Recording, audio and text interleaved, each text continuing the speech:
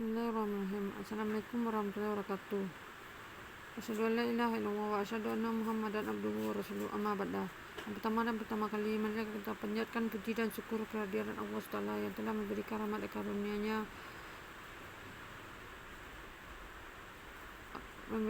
dan karunia-Nya supaya saya dapat mempresentasikan PPT dari makalah saya ini.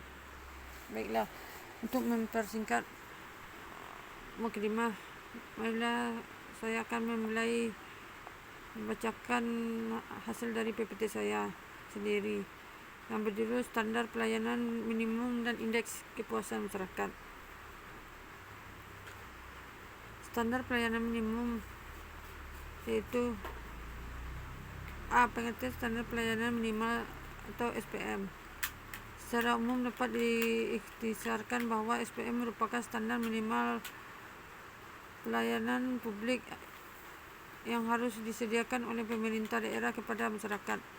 Adanya SPM akan menjamin minimal pelayanan yang berhak diperoleh masyarakat dari pemerintah. Dengan adanya SPM maka akan terjamin kualitas dan atau kuantitas minimal sesuai suatu pelayanan publik dapat dinikmati oleh masyarakat, sehingga diharapkan akan terjadi pemerataan pada layanan publik, menghindari kesenjangan pelayanan antara daerah seperti telah diuraikan di atas, bahwa pelayanan urusan wajib merupakan pelayanan minimal sesuai dengan standar yang ditetapkan oleh pemerintah. Maksud dari pertanyaan ini adalah SPM ditetapkan pemerintah pusat, dalam hal ini Menteri Dalam Negeri, sesuai dengan penjelasan Undang-Undang Nomor 32 Tahun 2004 Pasal 67. B. Tujuan penyusunan SPM atau standar pelayanan minimal, yaitu terdiri dari 1. Pedoman bagi BLU dalam penyelenggara layanan kepada masyarakat. 2. Terjaminnya hak masyarakat dalam menerima suatu layanan.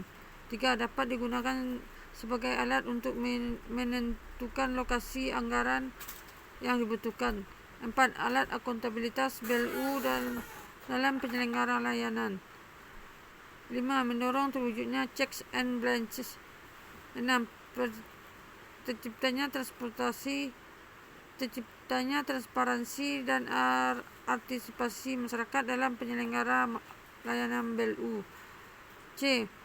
Manfaat standar pelayanan minimal atau SPM, yaitu terdiri dari memberikan jaminan bahwa masyarakat akan menerima suatu pelayanan publik dari pemerintah daerah, sehingga akan meningkatkan kepercayaan masyarakat. 2. Dengan ditetapkannya SPM akan dapat ditentukan jumlah anggaran yang dibutuhkan untuk menyediakan suatu pelayanan publik. 3. Menyediakan dasar dalam membentuk anggaran berbasis kinerja. 4. Masyarakat dapat mengukur sejauh mana pemerintah daerah memenuhi kewajiban dalam menyediakan pelayanan kepada masyarakat, sehingga hal ini dapat meningkatkan akuntabilitas pemerintah daerah kepada masyarakat. 5. Sebagai alat ukur bagi kepala daerah dalam melakukan penilaian kinerja yang telah dilaksanakan oleh unit kerja penyediaan suatu pelayanan.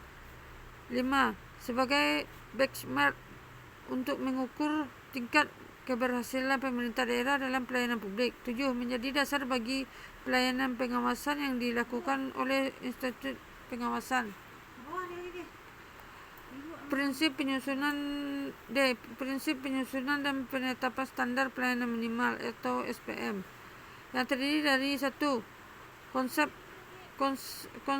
konsensus, yaitu disepakati bersama oleh komponen atau unit-unit kerja yang ada pada lembaga bersangkutan. Sederhana, yaitu mudah dimengerti dan dipahami. 2. Nyata, yaitu memiliki dimensi ruang dan waktu serta persyaratan atau proses teknis. 3. Terukur, yaitu dapat dihitung atau dianalisis. Terbuka, yaitu dapat diakses oleh seluruh warga lapisan masyarakat. 5. Terjangkau, yaitu dapat dicapai bersama SPM jenis-jenis pelayanan dasar lainnya dengan menggunakan sumber-sumber daya dan dana tersedia. 6. Akuntabilitas, yaitu dapat dipertanggungjawabkan kepada publik. 7. Bertahap, yaitu mengikuti perkembangan kebutuhan dan kemampuan keuangan kelembagaan dan personil dalam mencapai SPM. Prinsip penerapan standar pelayanan minimal atau SPM. 1. SPM diterapkan pada seluruh urusan wajib pemerintah daerah. 2. SPM dilaksanakan secara bertahap dan ditetapkan oleh pemerintah pusat. 3. SPM bersifat dinamis dalam arti selalu dikaji dan diperbaiki dari waktu ke waktu sesuai dengan kondisi nasional dan perkembangan daerah. 4. SPM harus dijadikan acuan dalam perencanaan daerah, penganggaran, pengawasan, pelaporan, dan sebagai alat untuk menilai pencapaian kinerja.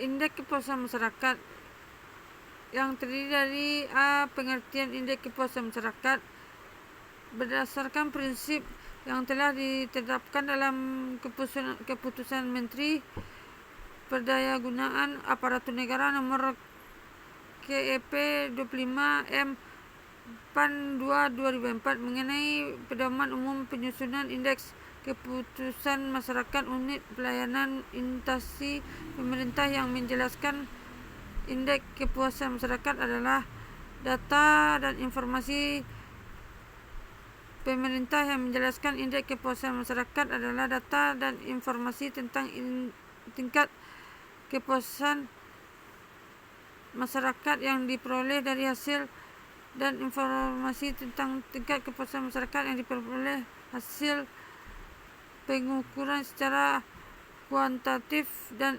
kualitatif atas pendapat masyarakat dalam memperoleh pelayanan dari aparatur penyelenggara pelayanan publik dengan membandingkan antara harapan dan kebutuhan.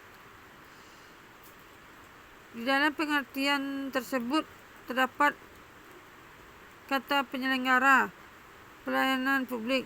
Penyelenggara pelayanan publik yang dimaksud adalah instansi pemerintah. Instansi pemerintah di sini adalah instansi pemerintah pusat dan pemerintah daerah, termasuk BUMN atau BUMD dan BHMN. B. Berdasarkan indeks kepuasan masyarakat. Sasaran dari indeks kepuasan masyarakat adalah untuk mengetahui mengevaluasi tingkat kinerja unit pelayanan instansi pemerintah dalam memberikan pelayanan kepada inovasi untuk penataan sistem, mekanisme dan prosedur pelayanan, sehingga pelayanan terdapat masyarakat dapat dilaksanakan berdaya guna, serta untuk mendorong tumbuhnya kreativitas prakarsa dan peran serta masyarakat dalam mengevaluasi untuk peningkatan kualitas pelayanan publik. C. Maksud dan tujuan penyusunan indeks kepuasan masyarakat. Maksud dari penyusunan indeks kepuasan masyarakat adalah sebagai acuan dan standar bagi unit pelayanan instansi pemerintah di pusat maupun di daerah dalam melakukan penyusunan indeks kepuasan masyarakat terhadap pelayanan di lingkungan instansi atau unit pelayanan masing-masing. Sedangkan tujuan dari penyusunan IKM adalah untuk mengetahui tingkat kepuasan masyarakat secara berkala dan mengetahui kecenderungan kinerja pelayanan masing-masing unit pelayanan instansi pemerintah dari waktu ke waktu. D. Manfaat adanya indeks kepuasan masyarakat, yaitu manfaat dari adanya penyusunan indeks kepuasan masyarakat IKM adalah sebagai berikut. 1. Mengetahui kelemahan atau kekurangan dari masing-masing unsur dan penyelenggara pelayanan publik. 2. Sebagai bahan penerapan kebijakan yang perlu diambil dan upaya yang perlu dilakukan. 4. Diketahui indeks kepuasan masyarakat secara menyeluruh terhadap hasil pelaksanaan pelayanan publik pada lingkungan pemerintah pusat dan daerah. 5. Memacu persaingan positif antar unit penyelenggara pelayanan adalah lingkungan pemerintahan pusat dan daerah dalam upaya peningkatan kinerja pelayanan. 6. Bagi masyarakat dapat mengetahui gambaran tentang kinerja unit pelayanan. Dan marilah saya akan memberikan kesimpulan dari PPT ini. Standar pelayanan minimum SPM merupakan standar minimal pelayanan publik yang harus disediakan oleh pemerintah daerah kepada masyarakat. Dengan adanya SPM akan menjamin minimal pelayanan yang berhak diperoleh masyarakat dari pemerintah. Dengan adanya SPM maka akan terjamin kuantitas dan kualitas minimal dari suatu pelayanan publik yang dapat dinikmati oleh masyarakat, sehingga diharapkan terjadinya pemerataan pelayanan publik dan menghargai